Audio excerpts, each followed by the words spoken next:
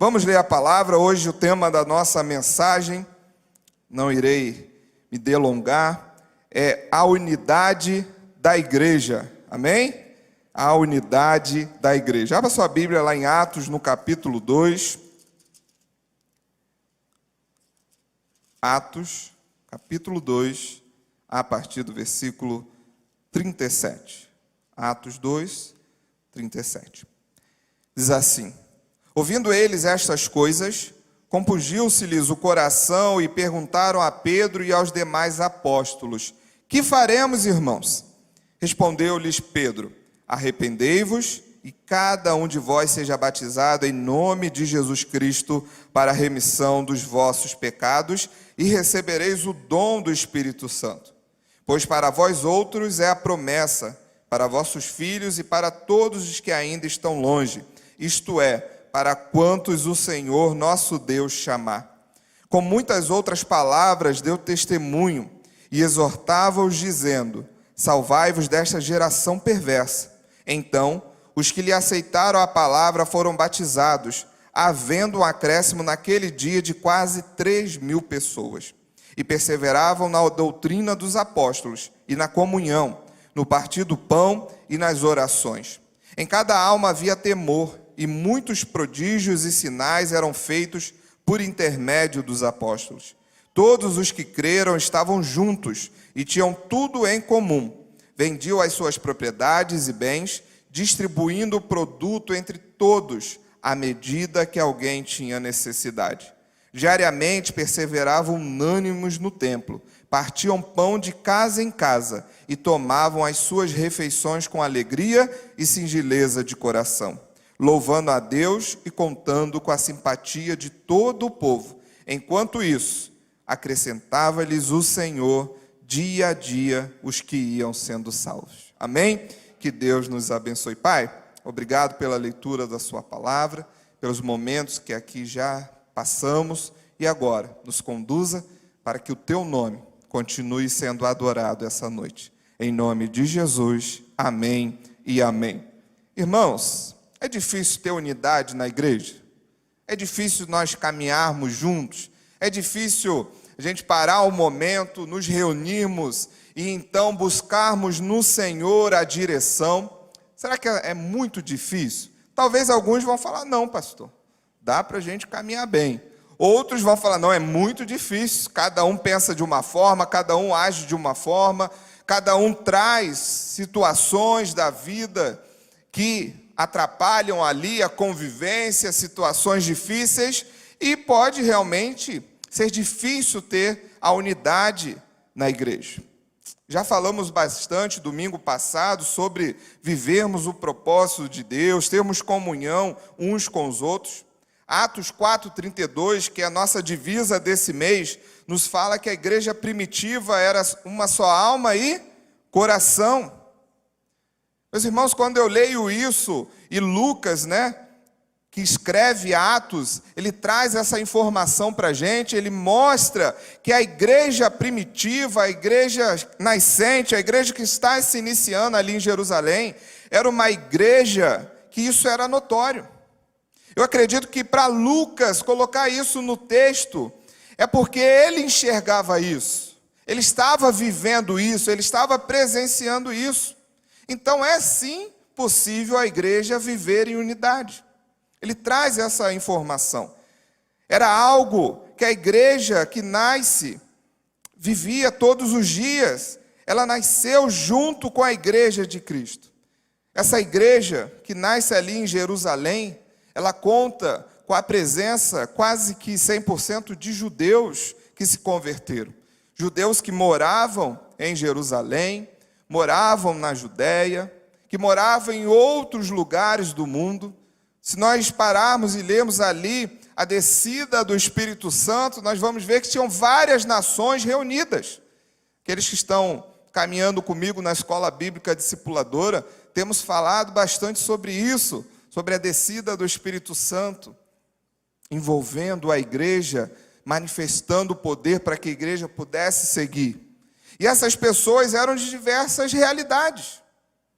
Imagine, irmãos, uma igreja multicultural. apesar de serem judeus, eles carregavam ali as suas culturas, os seus países. Muitos nasceram fora de Israel, iam visitar Jerusalém nas épocas das festas, mas eles carregavam algumas coisas dos seus lugares.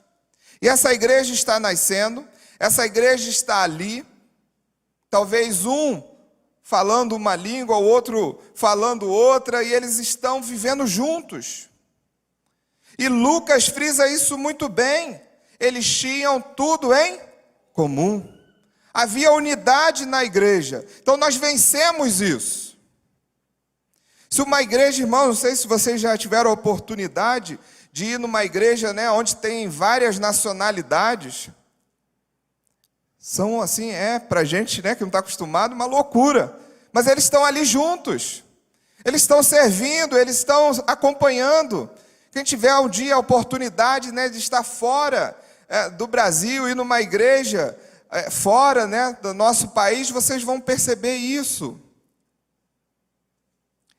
E eles têm unidade. Essa igreja em Atos tem unidade. Então, meus irmãos, é possível sim a igreja viver em unidade. É possível a igreja viver em comunhão, sim. Nós precisamos trabalhar para que isso aconteça. Vencer nossas barreiras, vencer nossas diferenças, para que a igreja possa crescer.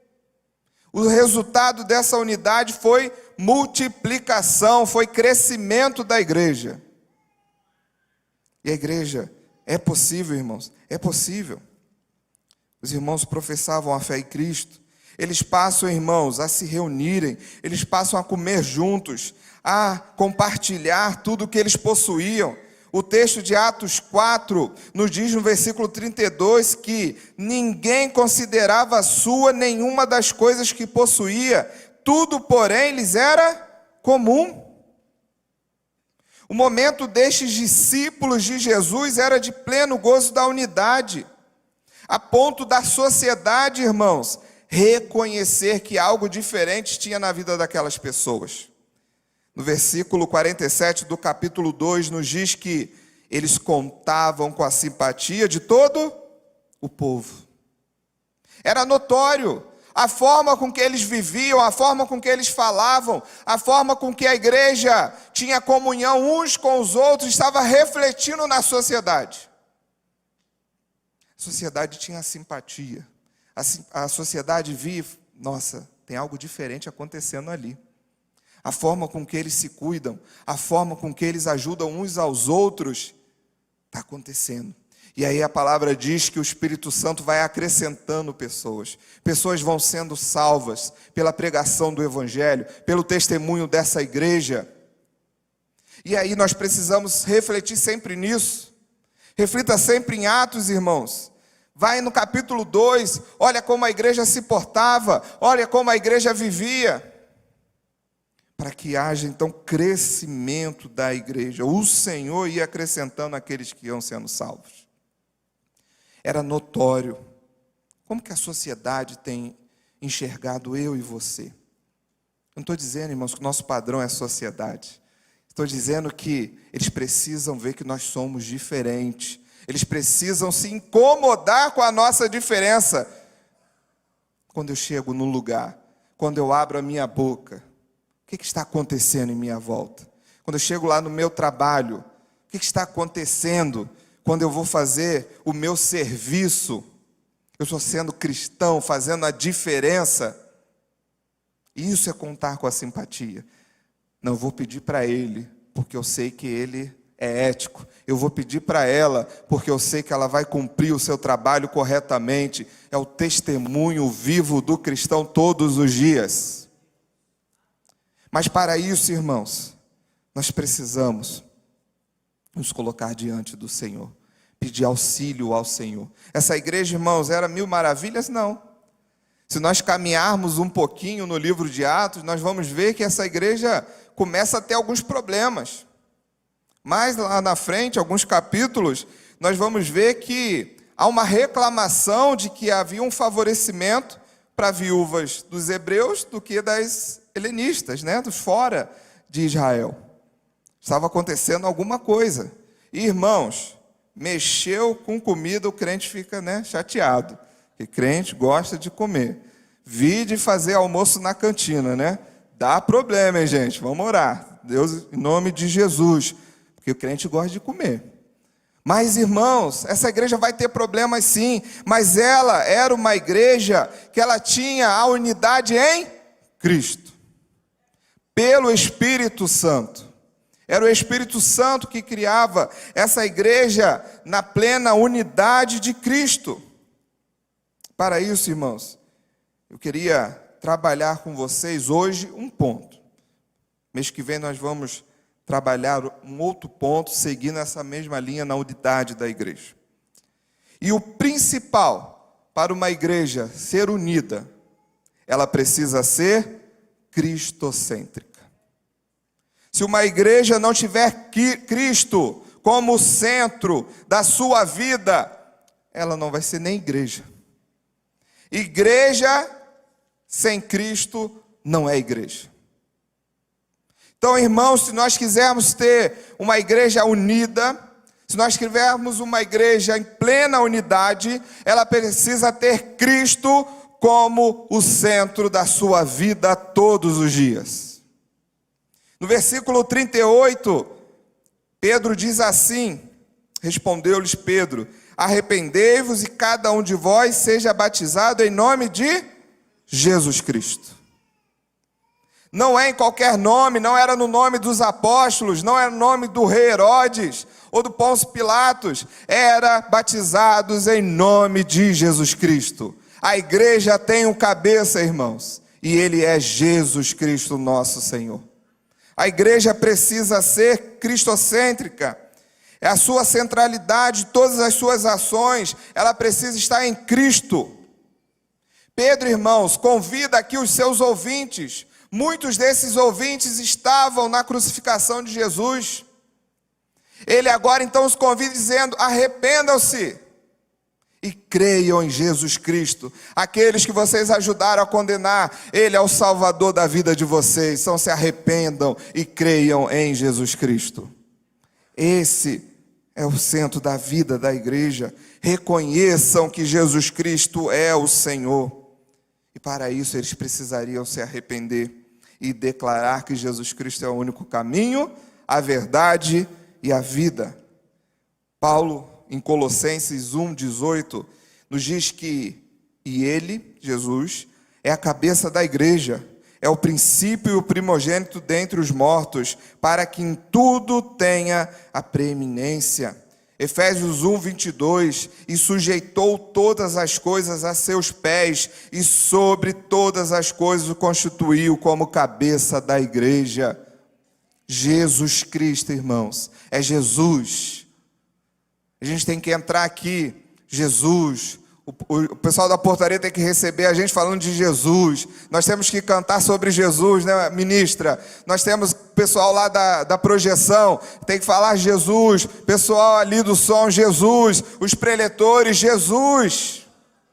Jesus é a vida da igreja. Jesus é o centro da igreja. Se quisermos uma igreja unida, todos precisam estar centrados em Jesus Cristo. Não importa, irmãos, o ministério, não estamos aqui para defender o nosso ministério, nós estamos aqui para levantar a bandeira de Jesus Cristo. Pregar o evangelho a todas as nações, a todas as criaturas. Essa é a missão da igreja. Pedro entendeu isso, proclamou isso. Sem Cristo não existe igreja. Ah, meus irmãos. Léo Hurtado, um teólogo historiador americano, em seu livro Por que razão alguém se tornaria cristão nos 3 primeiros séculos, ele diz o seguinte: o cristianismo levantou pela primeira vez no pensamento humano o conceito de que a pessoa escolhe a sua religião, independentemente de sua raça e classe. O cristianismo também afirmava radicalmente que a fé em Cristo se tornava a nova e mais profunda identidade. Ao mesmo tempo, não apagando ou eliminando raça, classe e gênero. A relação com Cristo relegava estes fatores para um segundo plano. Isso significa o quê? O que era mais chocante para aquela sociedade, que todos os cristãos, fossem escravos, livres, aristocratas, quaisquer que fossem suas raças ou nacionalidades, agora eles eram iguais em Cristo Jesus. Isto era um desafio para aquela estrutura social arraigada em contextos religiosos e padrões religiosos. Aquela sociedade talvez não entendeu isso. Como que eu nasci aqui, a minha religião é essa, a da minha tribo é essa. E até hoje o Evangelho vai fazendo isso, irmãos. O Evangelho em Jesus Cristo tira, ele é contracultural, né? Ele deixa tudo isso em segundo plano e nos coloca iguais diante de Jesus Cristo. Nós somos irmãos diante de Jesus Cristo. Nós precisamos entender isso. Acima de qualquer ideologia, acima de qualquer situação da sua vida, da sua cultura, daquilo que você aprendeu. Agora você é nova criatura em Cristo Jesus. As coisas velhas já passaram, nós somos irmãos em Cristo Jesus. Cristo está acima de tudo isso, irmãos. Não deixe essas coisas atrapalhar a sua convivência na igreja. Não deixe essas coisas deixarem que você fique de fora daquilo que Deus está fazendo no mundo. Deus convoca a sua igreja para juntas alcançarmos o mundo para Cristo. Amém? Nós vamos? Em nome de Jesus. Cristo é superior a todas as questões da nossa vida. Ele está acima de tudo. Irmãos, a igreja que não tiver Cristo como centro, ela pode construir prédio, ela pode botar banco acolchoado, pode colocar o ar-condicionado, ela pode botar telão, parede preta, botar coach para pregar, tudo que tem por aí. Se Cristo não for o fundamento, a igreja vai ruir. Aquela igreja vai se acabar, porque não prega Jesus Cristo. Nós precisamos estar atentos a isso. Não vai adiantar, irmãos, olharmos para a estrutura e perguntar: qual atividade nós vamos fazer agora? Para conseguir gente. A gente precisa fazer atividade. A gente precisa melhorar a estrutura, não é isso não, irmãos. Se a igreja quiser cumprir a missão, ela tem que se voltar para Jesus Cristo. Ela precisa estudar os evangelhos. Ela precisa ver o que a igreja primitiva fazia, estudar as cartas de Paulo. Ela precisa se olhar para a palavra de Deus e falar: Senhor, nos ajude. Não vai adiantar fazer show, irmãos. Não vai adiantar fazer festa. A igreja só vai ser unida e só vai crescer se Jesus for o fundamento dela. Ele é a rocha, Ele é a base. Precisamos retornar isso todos os dias para a missão. Olhar para Cristo e respondermos: Senhor, eis-me aqui, nos use. Nos use. Ah, irmãos, nós temos vivido isso nesta igreja. Nós estamos vencendo, nós estamos trabalhando, nós estamos nos unindo. Deus tem usado o nosso pastor para isso. Tem sempre, chama lá os pastores auxiliares, fala: de olho na missão, ou vamos olhar para a missão, vamos voltar para a missão, o que Jesus quer de nós. E a igreja vai crescendo, a igreja vai se desenvolvendo. Ah, irmãos, nós precisamos ter isso muito claro. Se Cristo não tiver em nossos púlpitos, nós não vamos estar cuidando de ovelhas, vamos estar criando bode. E Jesus quer ovelha. Jesus quer de nós que cuidemos de gente, de ovelhas. Cristo, então, sendo o princípio da nossa vida, nós vamos cuidar diariamente de pessoas. A igreja precisa se relacionar com Cristo todos os dias. Se for necessário, irmãos, pararmos tudo na igreja. Pararmos tudo. É aquela atividade que você gosta, essa mesmo. Se for necessário, nós temos que parar. Sentarmos, avaliarmos, clamarmos ao Senhor: Senhor, nos ajude, porque nós queremos ser servos fiéis do Senhor, acima de qualquer situação, acima de qualquer departamento ou ministério está o Senhor, e nós somos a igreja de Jesus Cristo. Nós temos que vencer essas barreiras, para que a igreja avance, para que a igreja multiplique, para a glória do Senhor Jesus. Sem Cristo, irmãos, não há salvação. João 15:5 nos diz, Jesus dizendo: eu sou a videira, vós os ramos. Quem permanece em mim e eu nele, esse dá muito fruto, porque sem mim nada podeis fazer. Esse versículo, irmão, só mostra uma coisa: a nossa incapacidade de fazer alguma coisa. Nós somos incapazes de tomar decisões, nós somos incapazes de salvar a nós mesmos. Se nós não estivermos na videira, irmãos, não vamos ser nada. Sem Jesus nada acontece, mas com Jesus tudo pode acontecer, irmãos. Ele é a videira verdadeira.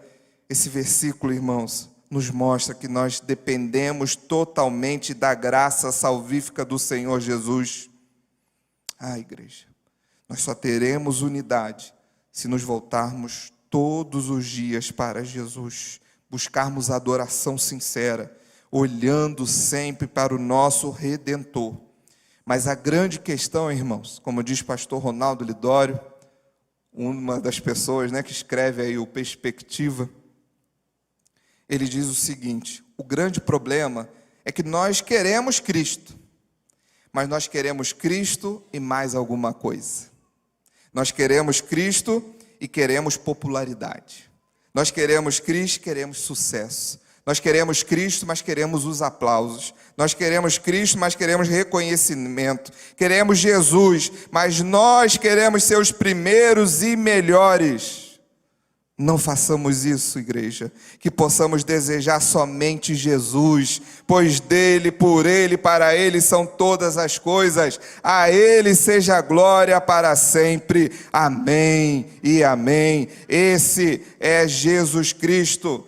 Não podemos, irmãos, dividir a glória de Cristo com nada e ninguém. Não queira Cristo e mais alguma coisa. Jesus é suficiente para você. Jesus é suficiente para mim. Jesus é suficiente para nós. Que queiramos só Jesus Cristo. Meus irmãos, uma igreja, para ser unida, ela precisa afirmar que sim, ela tem uma só alma e um só coração. Ela precisa concentrar toda a sua atenção em Cristo e não nas coisas desta vida. Cristo é o cabeça, o principal. Cristo é o fundamento. É nele que nós estamos enxertados. Para finalizar, irmãos, eu queria terminar falando aqui o compromisso dos embaixadores do rei. Duas partes. Quem é embaixador diz assim: prometo ser fiel ao meu Salvador Jesus Cristo, amá-lo de todo o meu coração e servi-lo com todas as minhas forças. Levarei a sua bandeira com a Bíblia aberta a todo mundo. Prometo ser leal a Jesus Cristo, viver para ele, servi-lo sempre. Terei uma vida pura, direi sempre a verdade, corrigirei meus erros, seguirei a Cristo Rei, se assim não for, para que nasci. Queria, nesse momento, te convidar a baixar sua cabeça. Eu queria dizer, irmãos, Jesus, Jesus, Jesus, Ele seja o centro das nossas vidas. A unidade é possível, mas ela só é possível se Jesus Cristo for o firme fundamento das nossas vidas.